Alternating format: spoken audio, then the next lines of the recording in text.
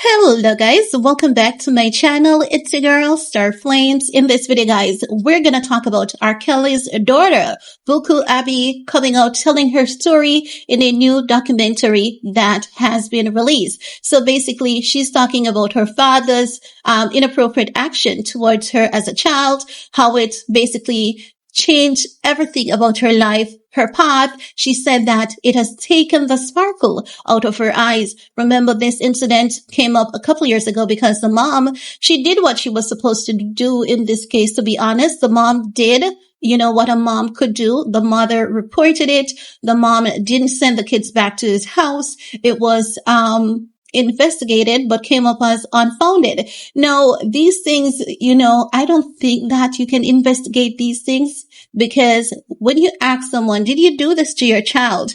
It takes someone who knows they have a problem, acknowledge and accept that they have a problem, to admit that they did something. What she's describing that he did, it wouldn't have left a trace or anything like that. So, how do you investigate these things? I think that they should have taken an alternative approach, for this girl to be given some justice. Now, also, the story is coming out again following RKelly announcing that she has a book coming out. This book is gonna talk about, her experience with RKelly and RKelly's connection to Sean Diddy Combs. We know that Sean Diddy Combs' downfall is imminent and he's going down. He's about to apply for his third bail hearing, and he's looking at a minimum of 30 years to life behind bars for human trafficking, ST trafficking, and racketeering. So I believe that this will potentially help her mom book. But let's get into this report from Rolling Stones. They're saying more than 5 years after she came out in support of RKelly's survivor, the singer-daughter Buku Abby has alleged that she too was sexually abused by her father in the new documentary RKelly's Karma, a daughter's journey on TV. I think that's the pronunciation. No, it's a streaming network. Now let's continue. They're saying that Abby claims that she was abused by the singer when she was 8 or 9 years old. She said, and I quote, "He was my everything for a long time. I didn't even want to believe that it happened." Abby says in the first episode of the 2-part series, Per People, she said, and I continue, "I didn't know that even if he was a bad person, that he would do something to me." End of quote. Now she further states, "I was so scared to tell anybody," she adds. "I was too scared to tell my mom." In the doc's second episode, Abby, who was born Joan Kelly, said she remembers waking up to him, touching me. That's what she said, as she pretended to be asleep, and that she first reported it to her mother in 2009 as a 10-year-old.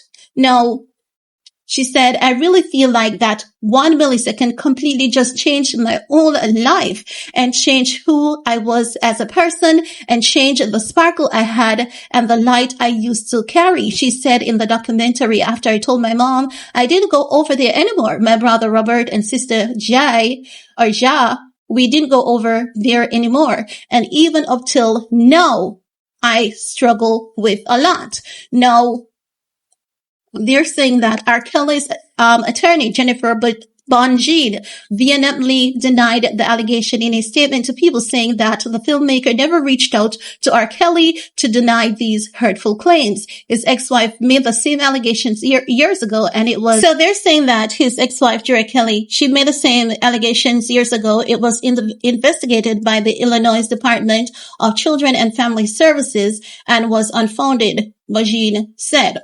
Now, in 2022, a federal judge convicted the disgraced singer on 6 of 13 counts, including 3 counts each of producing child, film and enticing minors into illegal activity. He was sentenced to 30 years in prison and then got the sentence extended for federal child film charges.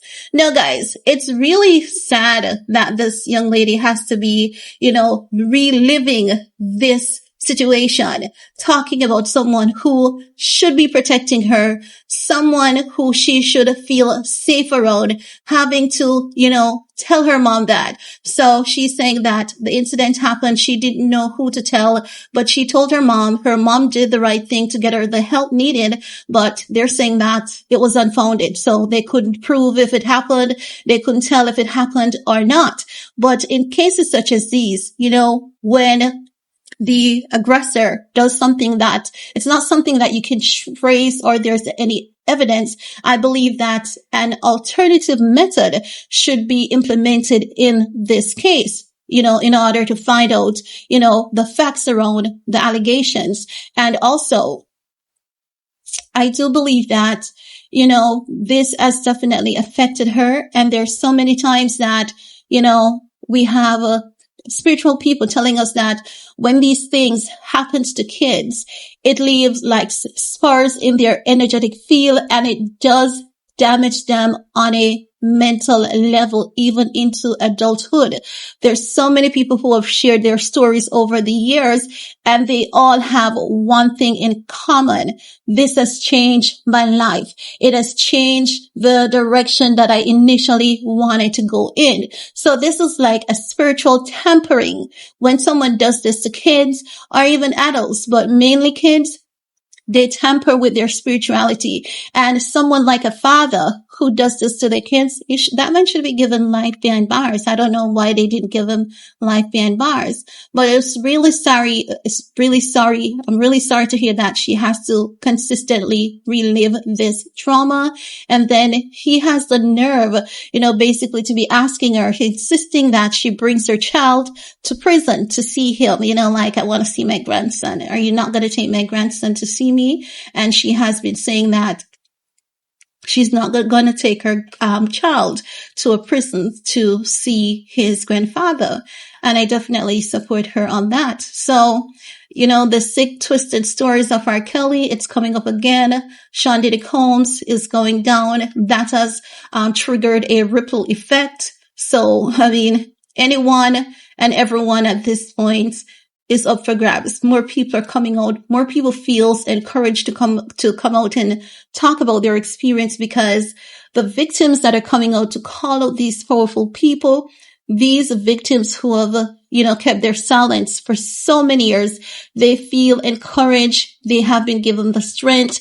They're seeing where people are getting justice. So they feel encouraged to come forward and tell their story. And I'm really, really happy that more people are speaking out and exposing people and their wrongdoings. And I do hope to see many more women and men as well stepping out and exposing these people. But that's all I have to share with you guys for this video. Let me know what are your thoughts while you're at it. Thumbs up, share, stay safe, and see you guys later. Bye, guys.